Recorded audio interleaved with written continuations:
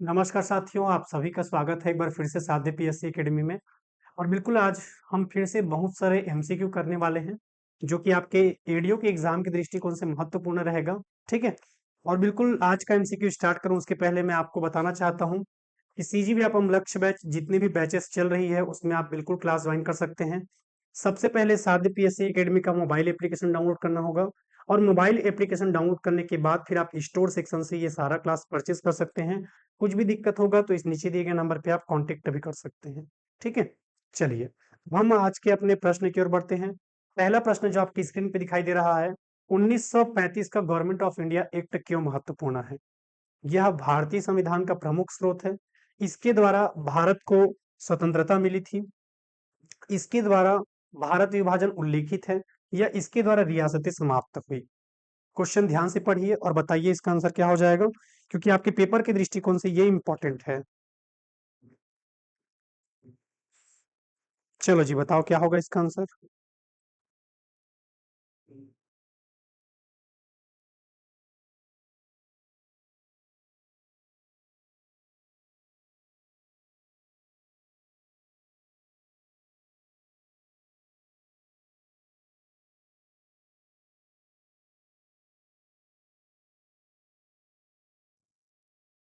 ठीक है।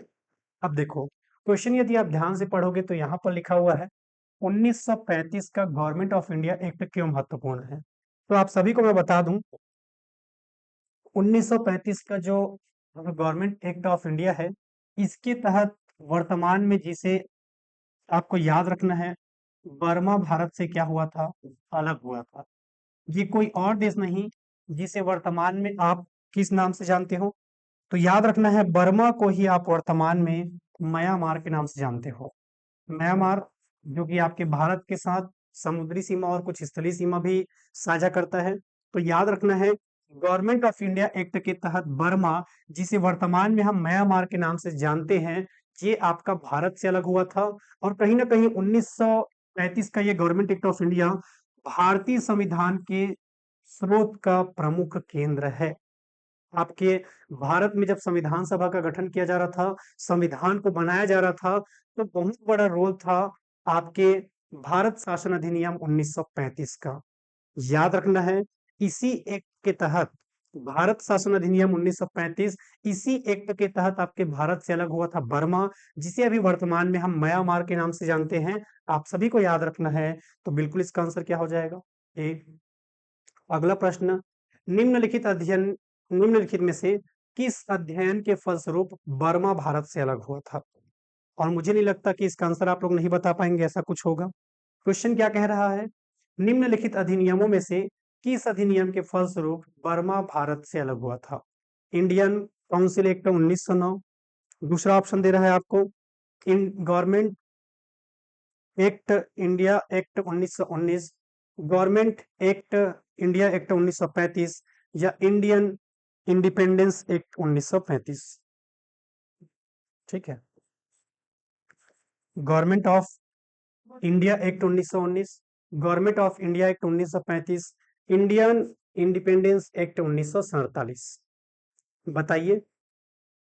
Government of India यानी कि हिंदी में हम उसे क्या कहते हैं, भारत शासन अधिनियम 1935 के द्वारा, इंडियन इंडिपेंडेंस एक्ट 1947 के द्वारा, या गवर्नमेंट ऑफ इंडिया एक्ट 1919 के तहत, या इंडियन काउंसलिंग एक्ट 1909 के तहत। अभी जस्ट मैंने बताया था कि भारत शासन अधिनियम, जिसके तहत बर्मा, जिसे हम वर्तमान में म्यांमार के नाम से जानते हैं, इसी के तहत आपका अलग हुआ था। तो बिल्कुल आंसर क्या हो जाएगा, C. Government of India act 1935, government of India act 1935। तो बिल्कुल आपका आंसर क्या हो जाएगा, सी हो जाएगा। अगले प्रश्न की ओर हम बढ़ते हैं। और बिल्कुल यदि आपने एडीओ का बैच ज्वाइन नहीं किया है तो बिल्कुल आप कर सकते हैं। इस त्रिनेत्र बैच में आपको याद रखना है, ठीक है, हाँ, आजीविका, पंचायती राज और ग्रामीण विकास पढ़ाया जाएगा। और सबसे पहले यदि मैं बता दूं, सबसे पहले यदि आपने साध्य पीएससी एकेडमी का मोबाइल एप्लीकेशन डाउनलोड किया होगा, तो मोबाइल एप्लीकेशन जब आपने डाउनलोड किया होगा तो बिल्कुल आप स्टोर सेक्शन से ये क्लासेस ज्वाइन कर सकते हैं। और कुछ भी दिक्कत होगा तो इस नीचे दिए गए नंबर पे कांटेक्ट भी कर सकते हैं। अगले प्रश्न की ओर बढ़ते हैं। राष्ट्रीय ध्वज को कब स्वीकार किया गया था? क्वेश्चन इंपॉर्टेंट है, मैंने करवाया भी है क्लास में, यदि आपको याद होगा तो। राष्ट्रीय ध्वज को कब अपनाया गया था? बताइए कब अपनाया गया था? 22 जुलाई 1947, 23 जुलाई, 25 जुलाई 1947 या 15 अगस्त 1947? बताइए इसका आंसर क्या हो जाएगा?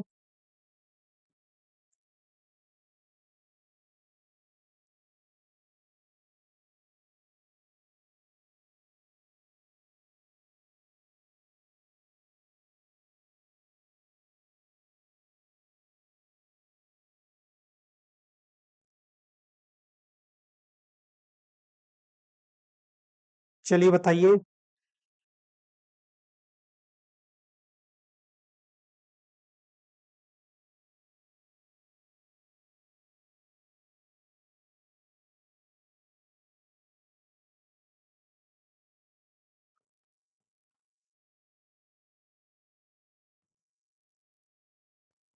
चलिए, क्वेश्चन कह रहा है आपसे कि भारत की संविधान ने राष्ट्रीय ध्वज को सर्वप्रथम कब अपनाया था?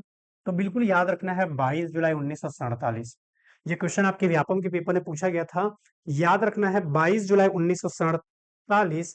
इसके तहत आपके भारत की संविधान सभा ने राष्ट्रीय ध्वज को सर्वप्रथम अपनाया था। तो बिल्कुल आंसर क्या हो जाएगा? ए। अगला प्रश्न, राष्ट्रीय निम्नलिखित कथनों पर विचार कीजिए। भारत की संविधान सभा ने राष्ट्रीय ध्वज का प्रारूप 22 जुलाई 1947 को अपनाया था। दूसरा, राष्ट्रीय ध्वज के बीच की चक्र 21 तीलियां होती है। राष्ट्रीय ध्वज की लंबाई और चौड़ाई का अनुपात 3:4 होता है। अगला, उपयुक्त कथनों में से कौन सा कथन सही है? पढ़िए और बताइए कि इसका आंसर क्या हो जाएगा।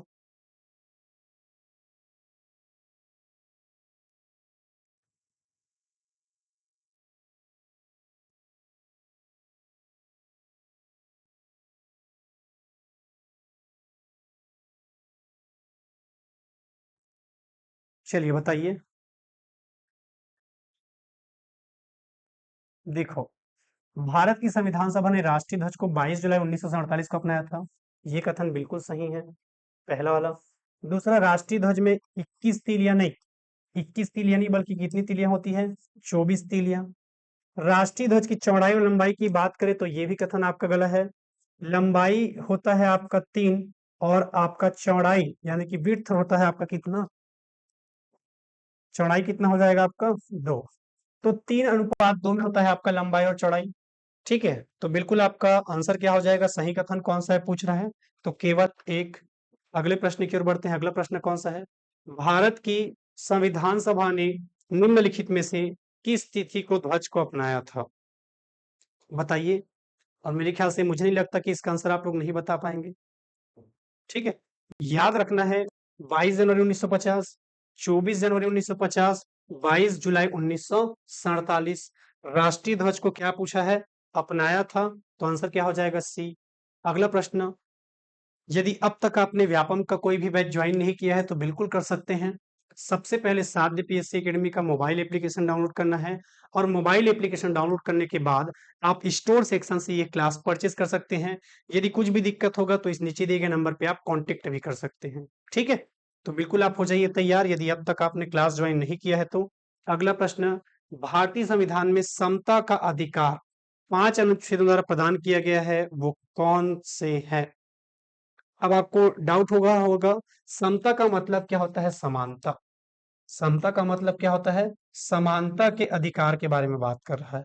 समता का मतलब किसके बारे में बात कर रहा है? समानता के अधिकार के बारे में बात कर रहा है। तो पेपर में यदि पूछा जाएगा तो याद रखना है, समानता के अधिकार के लिए हम अनुच्छेद कौन कौन सा पढ़ते हैं? 14, 15, 16, 17 और 18। तो बिल्कुल आंसर क्या हो जाएगा? 14 से 18 तक टोटल कितने अनुच्छेद मिले? 1, 2, 3, 4 और 5। तो बिल्कुल आपका आंसर क्या हो जाएगा? सी हो जाएगा। अगले प्रश्न की ओर हम बढ़ते हैं। अगला प्रश्न कौन सा है? मूल कर्तव्यों का उल्लेख संविधान में कब किया गया? बताइए। हालांकि अभी आपने ये टॉपिक नहीं पढ़ा है, मूल कर्तव्य, इसको हम कहाँ पर पढ़ते हैं?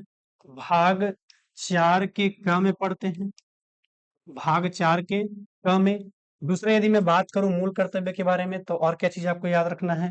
अनुच्छेद कहेगा तो अनुच्छेद के लिए हम कौन से पढ़ते हैं? 51 का। अनुच्छेद कहेगा तो कौन सा पढ़ते हैं? 51 का।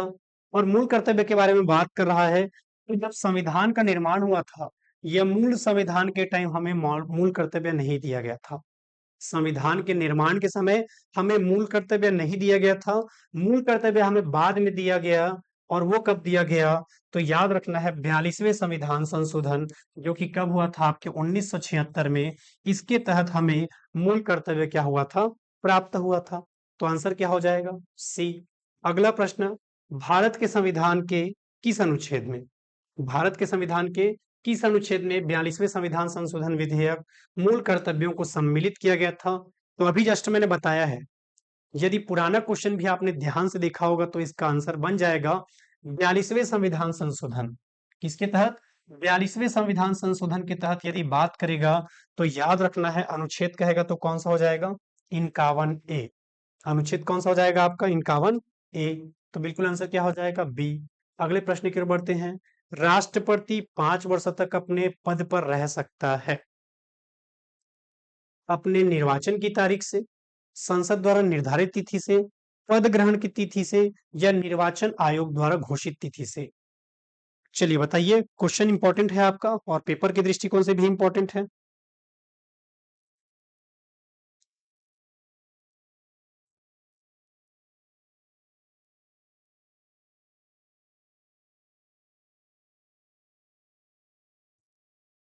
चलिए, राष्ट्रपति 5 वर्ष तक अपने पद पर रह सकता है, ये कौन कहता है आपका?